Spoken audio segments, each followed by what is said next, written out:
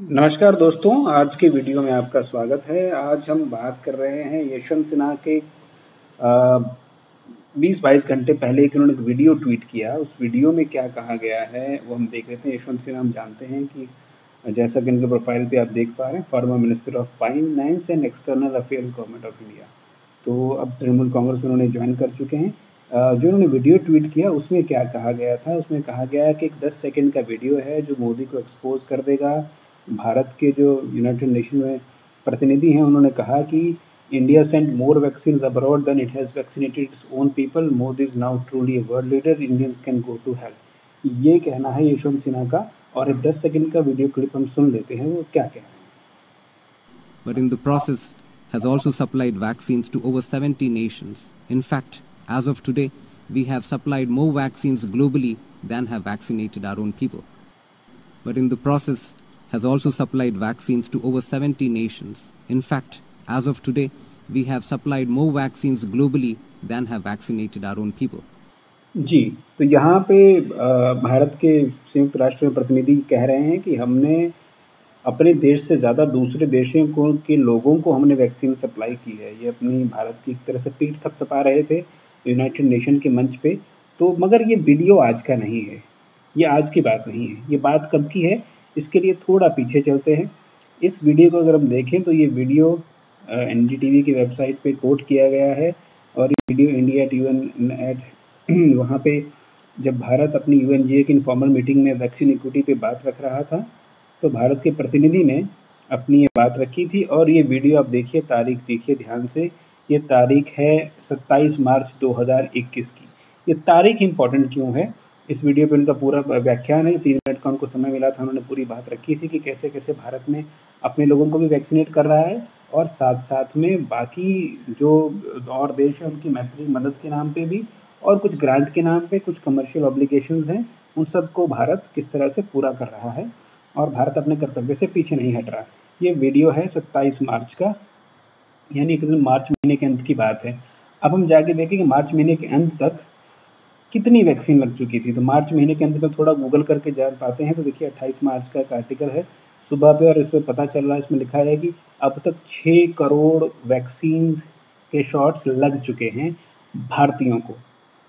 यानी उसके आसपास जब डेटा देखें तो पता चलता है कि उससे ज़्यादा हम वैक्सीन एक्सपोर्ट कर चुके थे।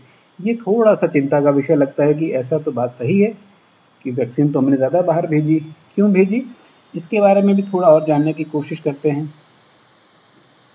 तो एक आर्टिकल आता है जिसमें भारत सरकार एमईए के जो स्पोक्स पर्सन हैं, ये 2 अप्रैल का आर्टिकल है, जिसमें उस समय बातें शुरू हो गई थी कि क्या हम बाहर ज़्यादा वैक्सीन भेज रहे हैं। तो केंद्र सरकार ने कहा कि नहीं, हम वैक्सीन अभी भी भेज रहे हैं, हमने कोई एक्सपोर्ट पे बैन नहीं लगाया है। 2 तारीख की बात है, उस समय हालात कुछ और थे। तो भारत के एमईए के स्पोक्स पर्सन अरिंदम बागची ने कहा कि इस वक्त, माफ कीजिए, बागची ने कहा कि वैक्सीन मैत्री इनिशिएटिव के तहत अभी तक मैं आपको सही नंबर नहीं बता सकता, पर जो उन्होंने बताया कि 6.45 करोड़ डोजेज जो हैं वो 2 अप्रैल तक हम बाहर भेज चुके हैं, जिनमें से 1 करोड़ डोजेज ग्रांट के तौर पे थी, जो हमने मदद की है भारत की से बाहर लोगों की, बाहर मित्रों की वैक्सीन मैत्री के तहत एक तरह से हमने जिन लोगों को मदद के रूप में कुछ कंट्रीज़ को भेजा है। 3.5 करोड़ वैक्सीन जो है वो कमर्शियल बेसिस पे दी गई हैं। ये कमर्शियल कमिटमेंट्स थे, किन के? कोवैक्सीन के और कोविशील्ड के।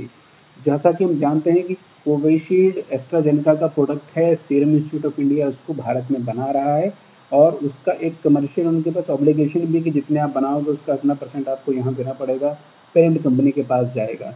तो वो कमर्शियल एक तरह से कॉन्ट्रैक्ट भी था, वो भी पूरा करना था।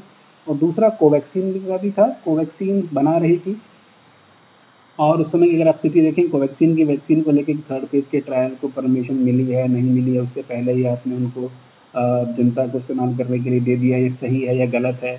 उसके साथ साथ कोवैक्सीन की एफिकेसी क्वालिटी पे बहुत से सवाल थे, और उसके बाद क्योंकि भारतीय वैक्सीन थी तो बहुत तो लोगों के मनों में अपने इंडियन प्रोडक्ट को लेके भी कोई बहुत ज़्यादा कॉन्फिडेंस नहीं था, अगर मैं ये कहूँ तो ये बात गलत नहीं होगी।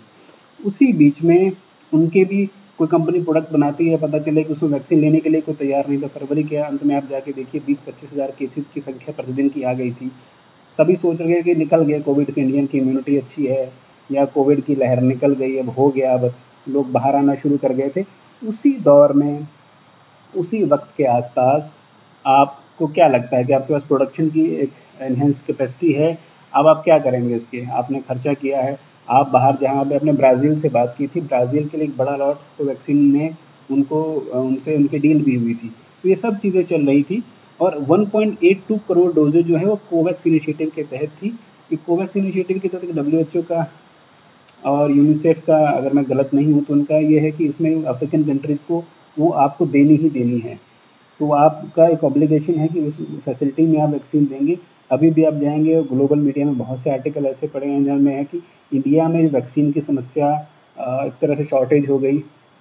उसके पीछे कारणों पर भी हम बात करेंगे कि एक्चुअली में क्या हुआ, पहले क्यों प्रोडक्शन हो पा रही थी, अचानक से बीच में क्या हुआ।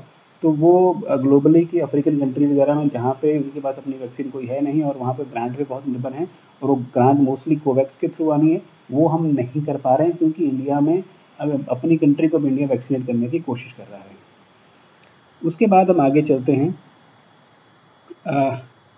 एक और इंटरेस्टिंग डेटा देखते हैं। ये आज का डेटा है, अब एक तरह से सुबह का अपडेट है 8 बजे का।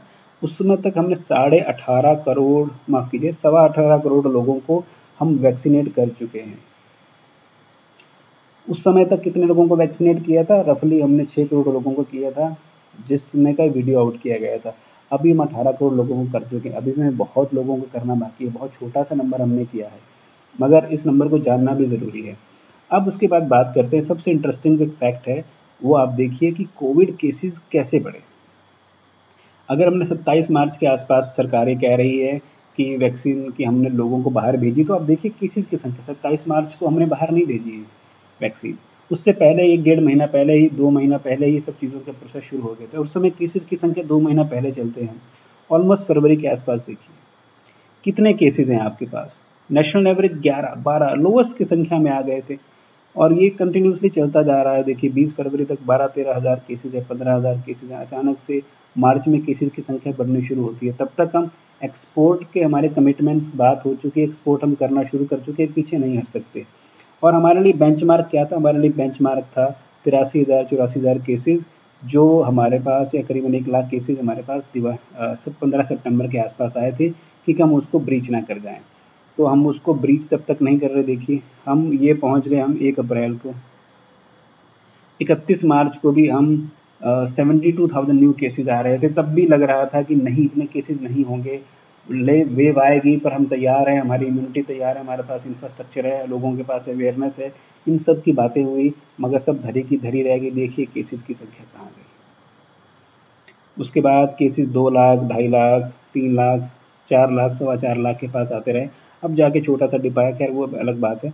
तो इस पूरे ग्राफ को दिखाने का मेरा मकसद ये था कि हम जाने कि उस समय की स्थितियाँ क्या रही। उस समय वैक्सीन, आप इंडिया में आप देखिए, किसी भी लोगों से बात कीजिए जो शहर में थे, गाँव में थे, कोई वैक्सीन लेने को कि नहीं ठीक है, कोरोना तो चला गया ना, अब वैक्सीन की क्या ज़रूरत है, इस तरह का माइंडसेट था।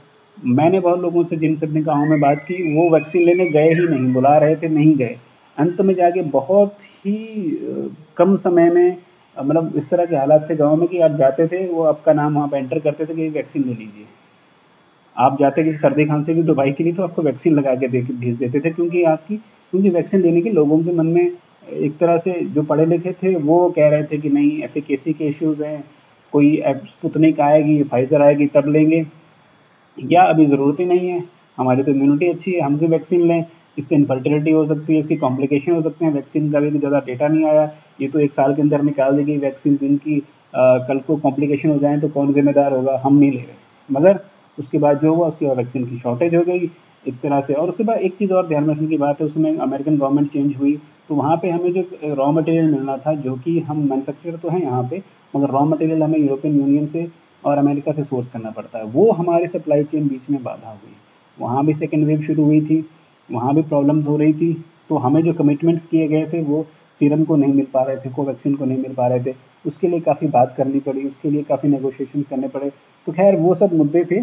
खैर आज का हमारा मुद्दा यही था कि हम उस मुद्दे में बात करें कि यशवंत सिन्हा जैसे दिग्गज व्यक्ति जो बड़े बड़े पद पे रह चुके हैं, जो विदेश मंत्रालय संभाल चुके हैं, जब वो 10 सेकंड का एक पुराना वीडियो कोट करते हैं जिसमें करीबन 1.5-2 महीने पहले का डाटा कि हमने बाहर के लोगों को ज़्यादा लोगों को वैक्सीनेट किया और अपने देश के लोगों को कम, और उसको एक तरह से ट्विस्ट देके वो पॉलिटिकल कलर देने की कोशिश करते हैं।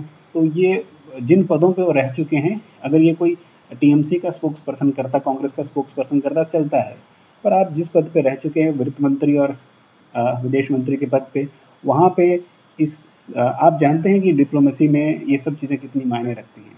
आज भारत के साथ मदद के लिए लोग खड़े हैं, तो वैक्सीन मैत्री इनिशिएटिव भी उसके पीछे वजह है कि इस मुल्क ने अपने लोगों के लिए तो जो करना था वो करते रहे, मगर साथ में जो छोटे छोटे गरीब मुल्कों को बहुत सी उनको मदद पहुंचाई है वैक्सीन के नाते। अभी भी भारत आप देखिए इस वैक्सीन, इसी से पहले ही इवन सप्लाई के लिए भी, कोविड टेस्ट किट के लिए भी साउथ अफ्रीका के साथ मिलकर लगातार ये यूएन में चर्चा कर रहे हैं, बात रख रहे हैं कि नहीं, आप इसके लिए ट्रिप्स की संधि को ख़त्म कीजिए। हमें ट्रिप्स की संधि पे हमें ट्रिप्स से बाहर निकलना है, हमें ये वैक्सीन खूब बनानी है, हमें टेस्ट किट खूब बनानी है। इसके लिए किसी तरह का जो एक तरह से इंटेलेक्चुअल प्रॉपर्टी राइट होता है किसी भी कंपनी के पास, उन सब से इस बीमारी के लिए मुक्त कर दीजिए। ये भारत और साउथ अफ्रीका साथ में बात रख रहे हैं, लोग मान रहे हैं, मगर अभी भी कंसेंसस नहीं बना है। यूरोपियन यूनियन के बहुत से मुल्क अभी भी इस फेवर में नहीं है कि नहीं, इंटेलेक्चुअल प्रॉपर्टी राइट बना रहना चाहिए, नहीं तो ये हमारे इन कंपनियों को नुकसान पहुंचाएगा, ये इनोवेशन के लिए खतरा है। वो ठीक है, अलग विषय है, उस पर कभी बाद में बात करेंगे। ठीक है, तो अब आज हमने बात की थी यशवंत सिन्हा की वीडियो के बारे में। इस बारे में आपके क्या विचार हैं? आपको क्या लगता है कि ये क्या हो रहा है, या उन जैसे कद के व्यक्ति से क्या ये उम्मीद की जानी चाहिए थी कि वो इतनी हल्की बात करते हैं? चलिए, इस वीडियो में इतना ही। आप अपनी राय ज़रूर रखिएगा और हमारे वीडियो को लाइक कीजिए, चैनल को सब्सक्राइब कीजिए, और कुछ और इस वीडियो के बारे में, आप कुछ और विषय के बारे में बात करना चाहते हैं तो आपके कमेंट्स का स्वागत है। धन्यवाद।